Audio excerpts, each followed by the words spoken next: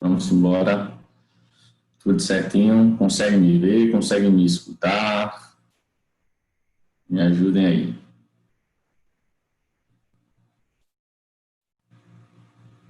Massa demais. Então, vamos embora. Se vai ser toda fechada, toda fechada. A prova toda fechada, né? Tá bem tranquila, bem simples. Fiquem ligados aí nas questões relacionadas à população, regionalização da Ásia, né, a questão de clima, vegetação que a gente trabalhou, toda aquela partezinha ali a gente vai colocar na prova de vocês, tá? Vê só, a gente está aí trabalhando a questão do Oriente Médio, e aí eu vou passar para vocês aqui um videozinho básico. São 2 videozinhos, depois desses 2 vídeos a gente vai para a revisão, tá? Eu vou jogar ele para cá. Aqui. Um vídeo para a gente entender um pouco a questão do Oriente Médio.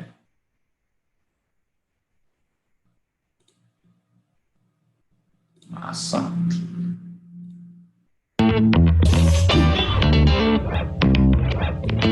Estão escutando, estão vendo a tela, né? Tudo certinho aí, não é isso? Então, vou soltar aqui, tá? Sejam bem-vindos ao Nerdologia de História. Meu nome é Felipe Figueiredo, graduado em História, colunista, podcaster, youtuber e professor. Hoje vamos ver um pouco melhor sobre o Oriente Médio e quem é quem na região. Muitos eventos do mundo contemporâneo remetem ao Oriente Médio e sua situação política. A atual crise de refugiados pelo mundo é talvez o exemplo mais visível disso. A Primavera Árabe, a Guerra Civil na Síria e o Estado Islâmico são outros exemplos atuais. Mais que isso, a história humana está ligada ao Oriente Médio, berço de algumas das primeiras civilizações humanas e local de surgimento das religiões abraâmicas, como o judaísmo, o cristianismo e o islã, que compreendem mais da metade da população mundial. Geograficamente, o Oriente Médio é uma parte da Ásia e um pequeno pedaço da África. Essa é uma definição contemporânea de interpretação geopolítica. Anteriormente, a região era conhecida como Oriente Próximo e, na Antiguidade clássica, não existia um termo para toda a região. Cada pedaço tinha seu próprio nome, como a Babilônia, onde teriam sido construídos os Jardins Suspensos, ou a Arábia, a terra dos mitos dos Jin, os poderosos gênios. Os gregos antigos, algumas vezes, chamavam apenas de Ásia, grande obsessão das conquistas de Alexandre, o Grande.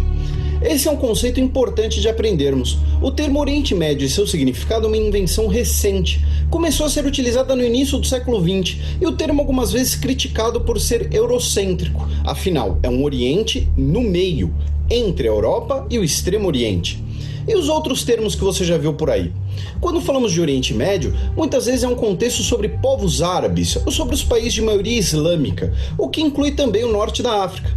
Essa região, ao norte do deserto do Saara, é chamada de Maghreb, que vem do árabe para o termo oeste. É a região dos tuaregues e dos berberes, muito presentes em antigos filmes de aventuras no deserto. Já a região ao norte da Península Arábica é conhecida como Masherek, do árabe Mashriq, que significa leste. Esse pedaço inclui a região conhecida como Levante, palavra que você vai ouvir de novo aqui nesse vídeo. A soma do Oriente Médio com o Maghreb e a parte do sul da Ásia, onde estão países como Afeganistão e Paquistão, é também chamada de o Grande Oriente Médio.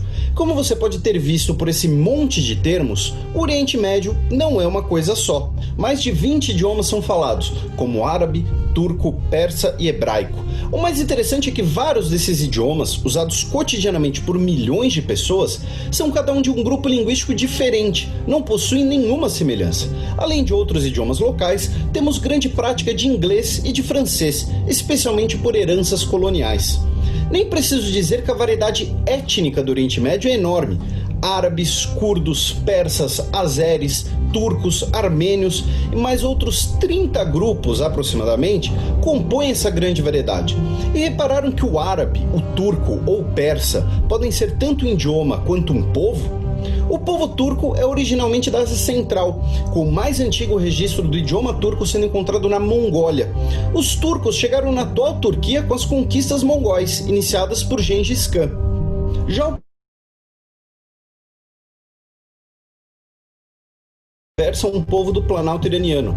Eles falam, inclusive, o nome Sherazade das Mil e Uma Noites não é árabe, é persa. Na verdade, as Mil e Uma Noites são uma grande coletânea de histórias e folclore de diversas regiões, traduzidas para o árabe, demonstrando a riqueza cultural da região.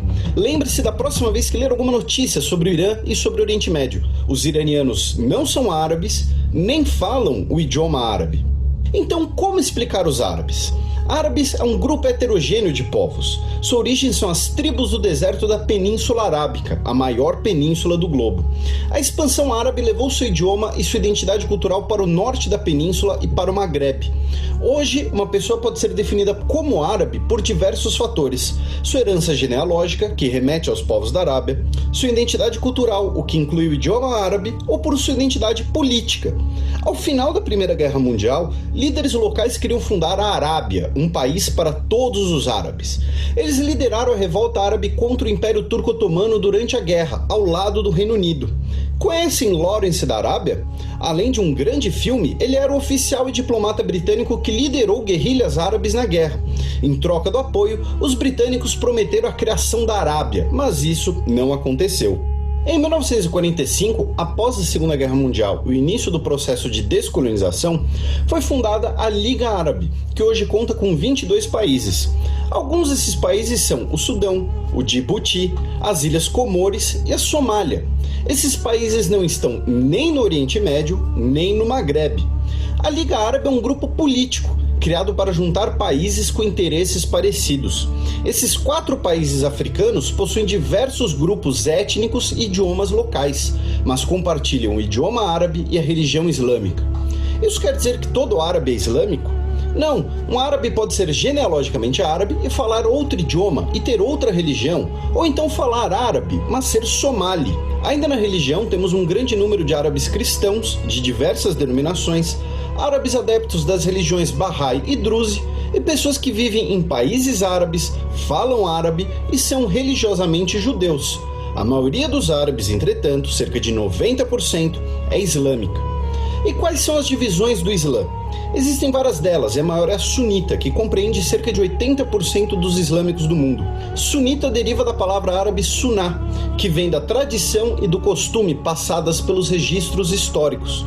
Ela possui subdivisões com diferenças entre si e a prática do Islã mais popular na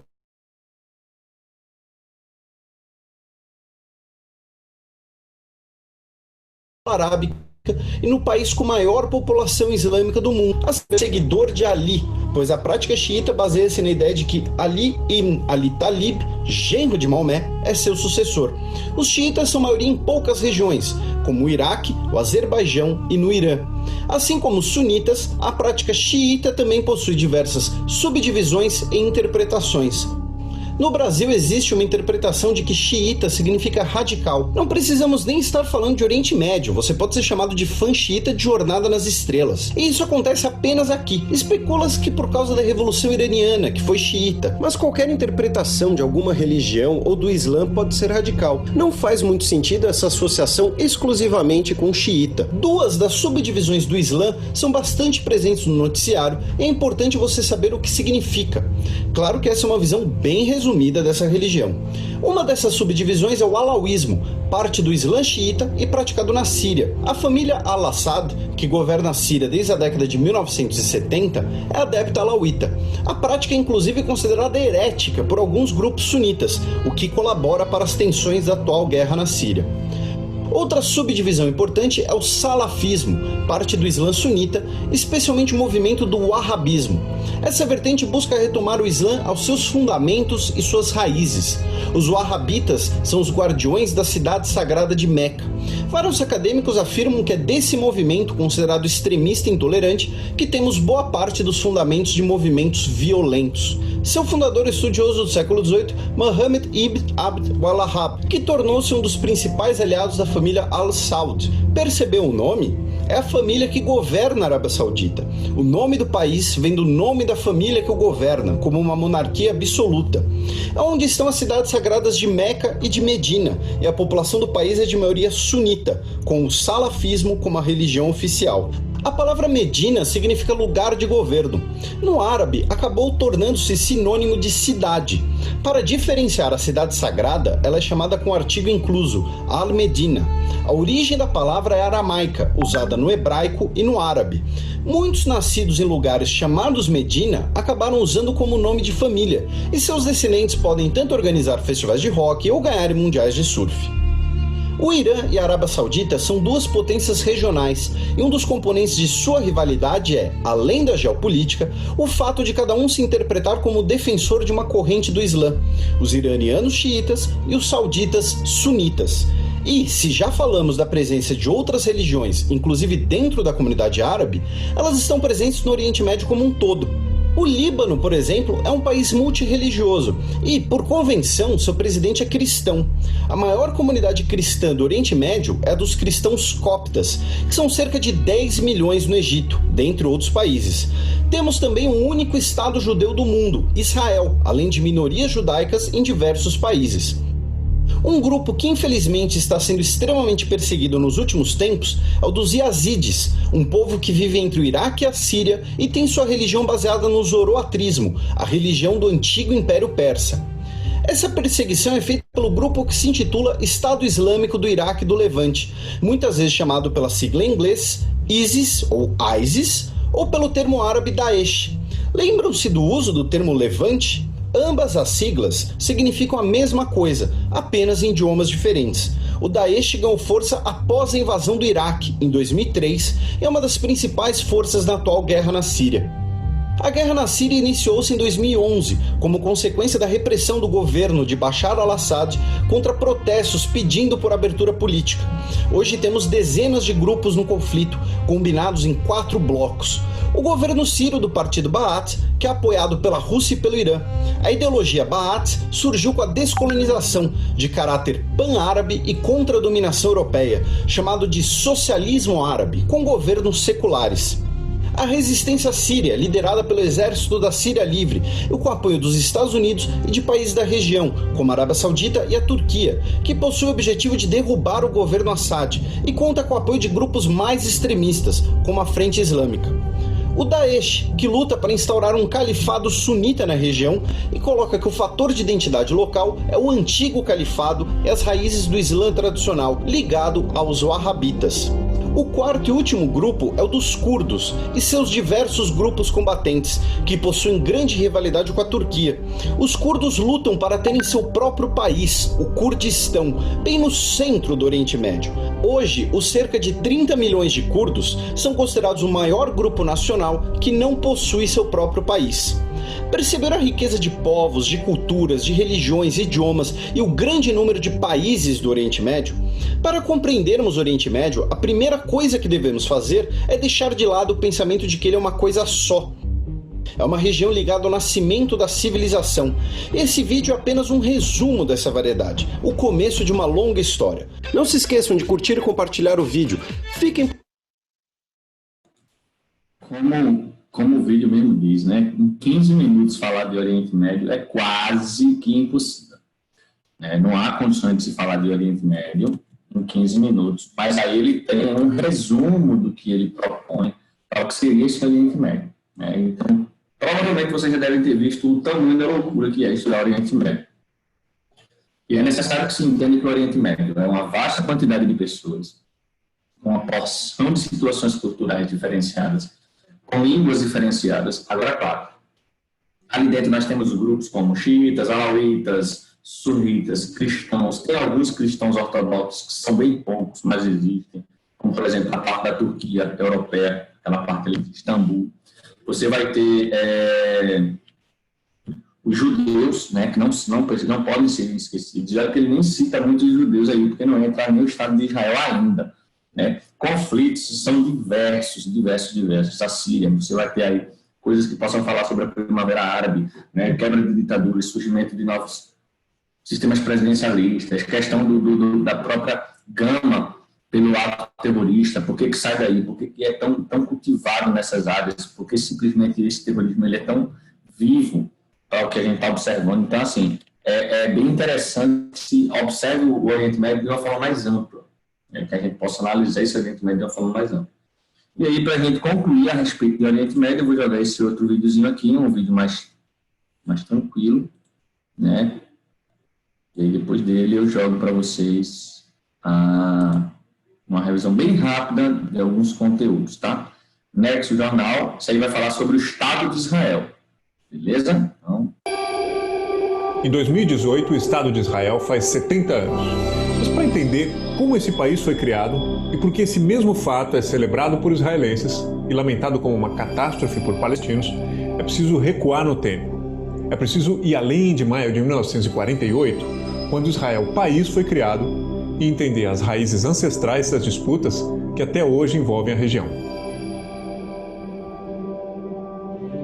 No fim do século XIX, movimentos nacionalistas cresciam por toda a Europa. É nesse momento que surgiu o sionismo. O nome sionismo se refere à teoria desenvolvida nessa época pelo húngaro Theodor Herzl, segundo a qual a sobrevivência do povo judeu, que vivia espalhado pelo mundo, dependia da criação de um Estado próprio. A ideia é que esse Estado fosse erguido na região da Palestina. À época, a Palestina estava sob domínio do Império Otomano e a maioria de sua população era árabe e muçulmana. A justificativa para que o Estado de Israel fosse criado justamente ali tinha ligação com histórias bíblicas que falavam da terra de Israel. Em 1918, com o fim da Primeira Guerra Mundial, o Império Otomano chegou ao fim e a região da Palestina passou a ser então de domínio britânico.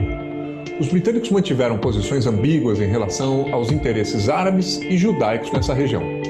2 documentos mostram bem isso. O primeiro deles, de 1917, é a Declaração Balfour.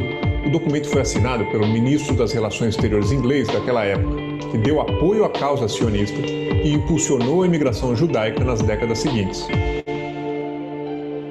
Mas nesse jogo ambíguo, os britânicos também publicaram o Livro Branco de 1939, que limitava a imigração judaica e restringia a compra de terras árabes por judeus.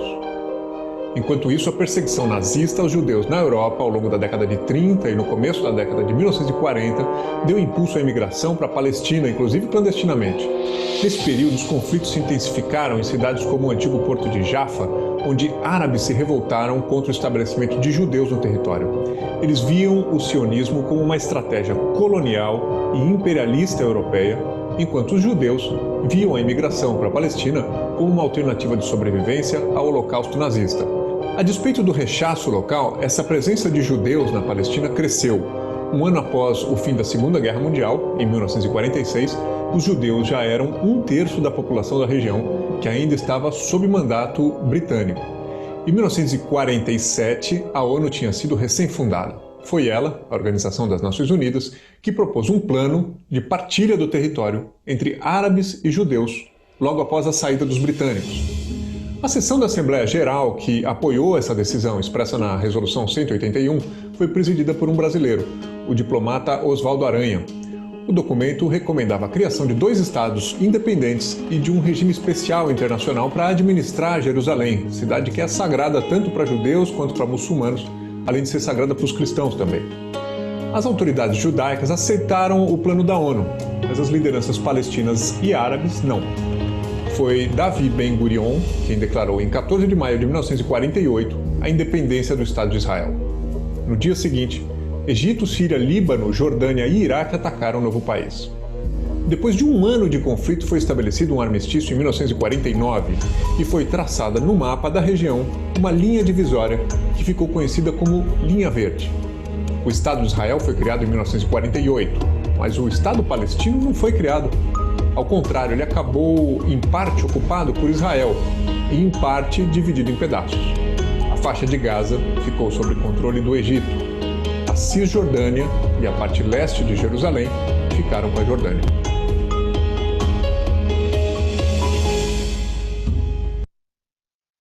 Sure. Skip this ad. Just like you skipped out on buying Amazon stock and Google and Apple. Need I go on? I'm sure you think you're too busy to invest online. I want to see busy. I got enough laundry here to hide the sun. But that doesn't stop me from investing, because I got eToro.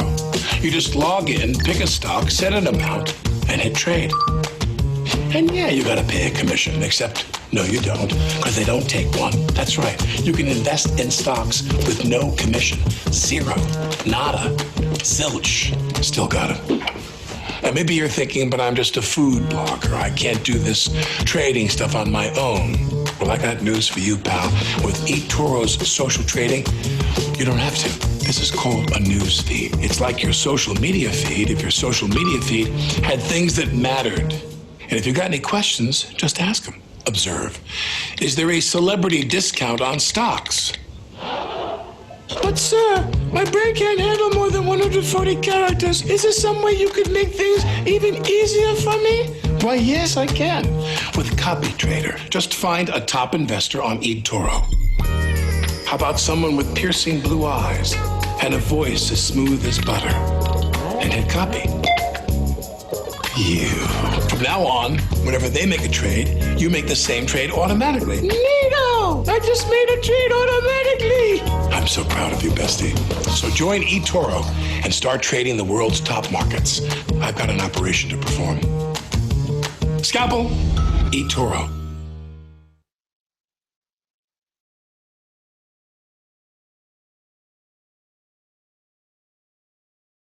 Tem dinheiro na poupança? Então posso te mostrar uma coisa rápida? A nossa taxa básica de juros, a Selic, hoje está em 2,25%. Ela pode cair mais a qualquer momento. Mas vamos usar esse número, 2,25% ao ano. Eu não sei o quão por dentro você tá, mas a poupança tem uma regra de remuneração que foi instituída lá no governo Dilma, em que ela só remunera 70% dessa taxa Selic. Então a gente faz 2,25 vezes 70% e a gente chega no número de 1,58% de rendimento ao ano. Aí tá uma manchete para você confirmar esse cálculo. Beleza, então se você tá na poupança, você tá vendo seu dinheiro crescer 1,58% ao ano. É isso? Não. Existe uma coisa chamada inflação. A inflação é a alta dos preços das coisas em determinado período. Você deve lembrar que quando você ia ao mercado com R$100, há 10 anos atrás, você comprava muito mais coisas do que você compra hoje com os mesmos R$100, não é? Isso é inflação. Com R$3,50 em 2010, você comprava uma garrafa de Coca-Cola. Hoje, com os mesmos R$3. Israel passou a ocupar um território maior que o previsto pela ONU. Cerca de 700 mil árabes foram expulsos ou deixaram suas casas e cidades. Tornaram-se refugiados em países vizinhos como a Jordânia e o Líbano. Ao mesmo tempo, judeus de várias partes do Oriente Médio e sobreviventes do Holocausto na Europa passaram a imigrar em massa para Israel. No início, nas décadas de 1950 e 1960, Israel era governado por políticos de inclinação socialista, com unidades produtivas coletivas, os kibbutz, espalhadas pelo território. Mas a tensão com países vizinhos aumentava. Em 1964, com o apoio da Liga Árabe, foi fundada a Organização para a Libertação da Palestina. Até hoje, a OLP é a principal entidade representativa dos palestinos. Em 1967, houve mais uma guerra importante na região. A Guerra dos 6 Dias reafirmou a supremacia militar de Israel. O país derrotou o Egito, Síria e Jordânia e ampliou consideravelmente seu próprio território. Os israelenses dominaram então a faixa de Gaza e a península do Sinai ao sul, além das colinas do Golã ao norte e da Cisjordânia a leste, incluindo a porção oriental de Jerusalém. Esse movimento de expansão é até hoje condenado pelas Nações Unidas. Essa situação levou o Egito e a Síria, em 1973, a realizarem um ataque surpresa no dia mais sagrado para os judeus, o Yom Kippur, o que deflagrou uma nova guerra. Israel amargou a derrota no começo do conflito, mas venceu no final. Em 1977, a direita chegou ao poder pela primeira vez em Israel, dando impulso a uma política de construir assentamentos judaicos na Cisjordânia, que havia começado antes no governo trabalhista. 2 anos depois, em 1979, Menachem Begin, então primeiro-ministro israelense, assinou um acordo de paz com o Egito, mediado pelos Estados Unidos. Com isso, Israel deixou o Sinai. Em troca, o mais populoso país árabe da região, o Egito, foi o primeiro a reconhecer o Estado judaico. Por outro lado, militantes palestinos liderados por Yasser Arafat, da Organização para a Libertação da Palestina, OLP, mantiveram ataques a Israel ao longo de toda a década de 1970 e de 1980. Uma das bases que eram usadas para lançar foguetes contra Israel, no sul do Líbano, foi atacada e ocupada em 1982. Foi a partir desse evento que nasceu o grupo xiita libanês Hezbollah, um dos mais aguerridos grupos a lutar contra o Estado israelense, financiado pelo Irã. Em 1987, um grande levante contra a ocupação israelense da Cisjordânia e de Gaza ganhou força entre a população palestina. Era a primeira intifada, série de protestos que foram duramente reprimidos pelas forças de Israel. Nesse mesmo ano foi criado o Hamas, um grupo fundamentalista sunita baseado na faixa de Gaza que buscava a libertação da Palestina, o fim de Israel e que se opunha também ao OLP de Arafat. No meio de tantas guerras e desentendimentos, o ano de 1992 marcou o início do que poderia ser uma virada positiva. Naquele ano, o trabalhista Yassin Rabin foi eleito primeiro-ministro de Israel. Ele foi o responsável por abrir conversas de paz com os seus vizinhos, que levaram à assinatura do Acordo de Oslo entre Israel e a Organização para a Libertação da Palestina em 1993. O documento foi assinado por Rabin e Arafat. A OLP reconheceu a existência de Israel e Israel reconheceu a OLP como legítima representante dos palestinos.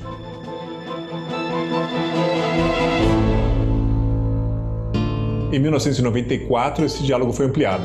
Israel assinou um acordo de paz com a Jordânia, segundo país árabe a reconhecer o Estado judaico depois do Egito. Tudo ia bem, ou pelo menos melhorando, até que grupos fundamentalistas começaram a sabotar o processo de paz. Em 1995, um judeu de extrema-direita assassinou Rabin em praça pública na cidade de Tel Aviv.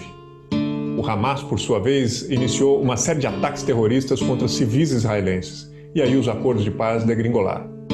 As conversas até ganhariam um novo fôlego em 2000, depois que o trabalhista Ehud Barak foi eleito no lugar do conservador Benjamin Netanyahu. Em Camp David, nos Estados Unidos, Barak ofereceu controle compartilhado de Jerusalém e 90% dos territórios ocupados a Arafat, mas a negociação não vingou. A direita voltou ao poder com Ariel Sharon, em Israel, em 2002, consequência do início da segunda intifada em 2001, o incremento de ataques suicidas à bomba contra israelenses. Israel começou então a construção de um muro, ao longo de partes das fronteiras com a Cisjordânia, adentrando em terras palestinas sob críticas redobradas de vários países. Em 2005, um recuo israelense. Sharon retirou tropas da faixa de Gaza e passou a ser controlada pelo grupo palestino Hamas 2 anos mais tarde. Esse vai e vem de gestos fez com que, nas décadas seguintes, presidentes americanos como Bush e Obama tentassem levar Israel e Palestina à mesa de negociações de novo, mas foi sem sucesso.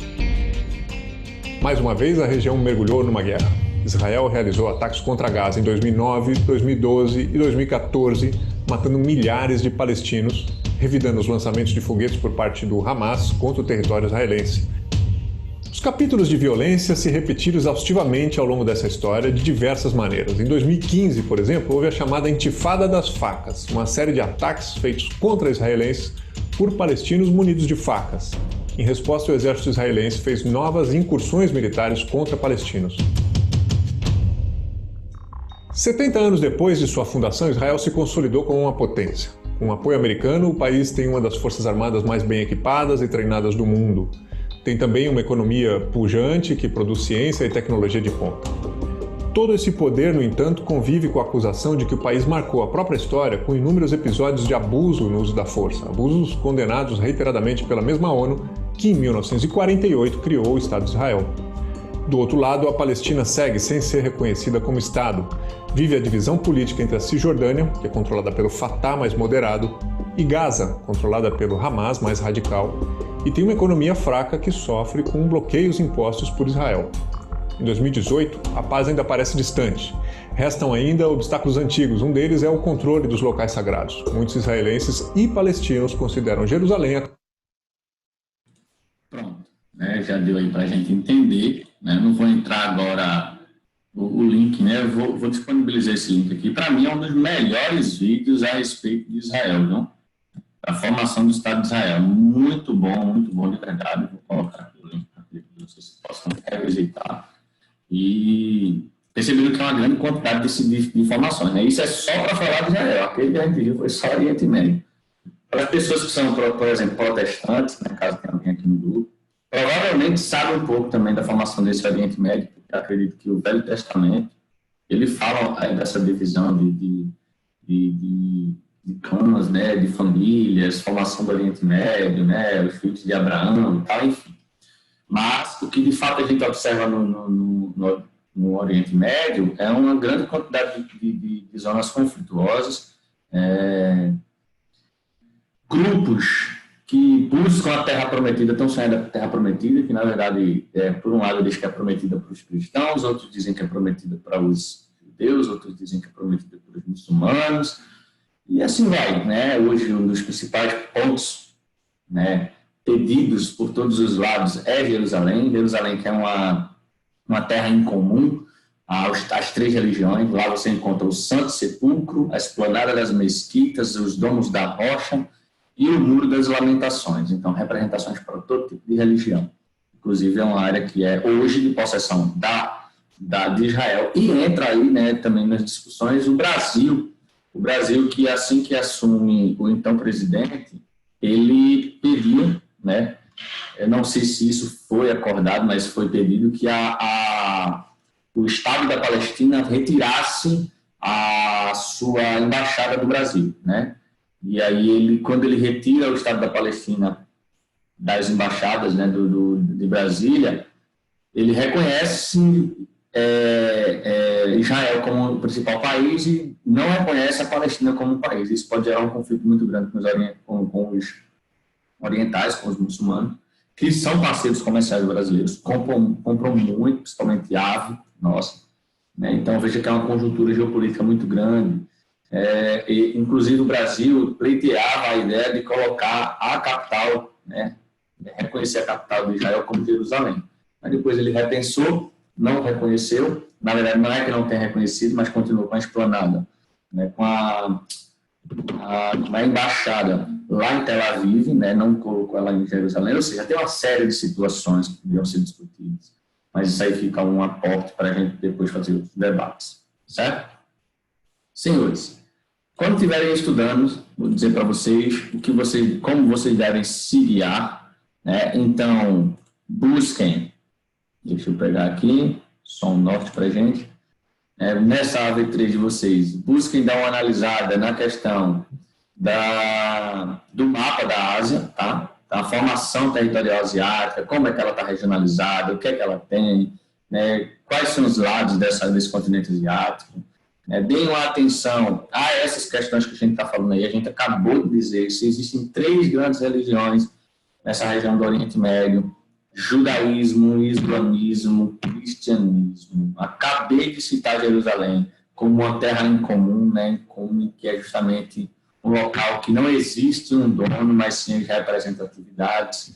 Então, fica ligado nisso, né? Dá uma olhada no mapa quanto à questão das perspectivas de relevo, aquela coisinha lá que a gente viu sobre questões de cores, né? O que é que representam, como que se representam, por que essa região mais escura ela é tão elevada, por que as mais baixas dela é tão rebaixada, né? O que é que representa essas regiões mais elevadas, por que estão elevadas, de repente é o que? Surgimento, é um choque de placa tectônica, o que é isso? Né? Observa lá que a gente tem os principais picos na Ásia, e entre eles a gente tem um monte, o pico Himalaia, que está na Cordilheira do Everest, né? Então, ou melhor, a Cordilheira do Himalaia que está ao pico do Everest, né? Observa bem isso. Analisa a questão dos terremotos, a gente estudou os terremotos, Círculo de Fogo do Pacífico, o que é que acontece. Não esquece da Ásia de monções, que a gente comentou das ásias de monções, né? Viu a respeito dessas ásias de monções, o que é que significa de monções de verão, monções de inverno, como que acontecem essas monções, tá? Não esquece também, dá uma mergulhada, dá uma viajada, uma estudada, uma lida na questão do déficit hídrico, né? A falta de água, o estresse hídrico. Por que acontece? É falta de água, é conflito, é o quê? A gente comentou sobre isso e não deixa passar, claro, a questão da população, aspectos populacionais, política do filho único. A gente falou sobre aquele episódio lá de Onde Está a Segunda, né? Vimos vídeos a respeito da China e essa contingência, né? O porquê que se abre, né, a partir de 2015, porque que não se tem mais a política do filho único, as pirâmides etárias, mais curtas, mais longas, como que acontece, tá? Essas coisas todas, tá? Não esquece também de relacionar os formigueiros humanos, né? Aqueles países superpopulosos que nós temos ali no Sudeste Asiático, na Índia, na China, né? Que são países que têm uma população extremamente elevada, então fica ligado bem nisso, para que a gente possa dar continuidade em relação a essas questões de países super populosos. Tá? Tem até um gráficozinho lá no livro de vocês de países super populosos. Beleza? Bem, acredito que conseguimos, então, fechar aí o nosso tempo. Tá? Fechamos todo o nosso bloco. Tá? Então, quando nós retornarmos, nós retornamos a partir deixa eu ver aqui, do capítulo 5, né? Na verdade, a gente viu hoje o capítulo 5, questão lá do Oriente Médio, com práticas políticas econômicas, tá bom? Que aí ele cita exatamente essa relação de fundamentalismo. Quando nós voltarmos, eu vou ficar devendo a vocês só uma coisa. A gente vai falar sobre terrorismo, tá? Eu vou tentar trazer para vocês só terrorismo. E aí a gente vai para um novo continente, que é exatamente a Europa Ocidental, que é o capítulo 6. Aí vocês estão tentando, professor, vai cair o Oriente Médio, que não tem no conteúdo. Não é que eu queira o Oriente Médio, é que vocês fiquem ligados nas religiões. A gente falou o Oriente Médio hoje, eu não vou colocar o Oriente Médio, fechei o capítulo, tá? Que eu precisava fechar o capítulo. Mas eu quero que vocês entendam que a gente já citou em outro momento, quando falou em população, religiões. Então, fica ligado em religiões. Judaísmo, cristianismo, islamismo, shintoísmo, budismo. Né? Agora, claro, as maiores representatividades são islamismo, cristianismo e judaísmo. Inclusive, elas estão também no Oriente Médio, né? São os algoz aí dos conflitos, mas fica só ligado nisso aí, que já é o suficiente. Beleza? Não vou colocar Oriente Médio, não. Pode ficar tranquilo em relação a isso. Pelo menos não para agora. Certo, senhores? Então, pós-prova, terrorismo, depois entramos em Europa Ocidental. Beleza? Fiquem bem, se cuidem e até mais. Tchau, tchau. Tchau, tchau.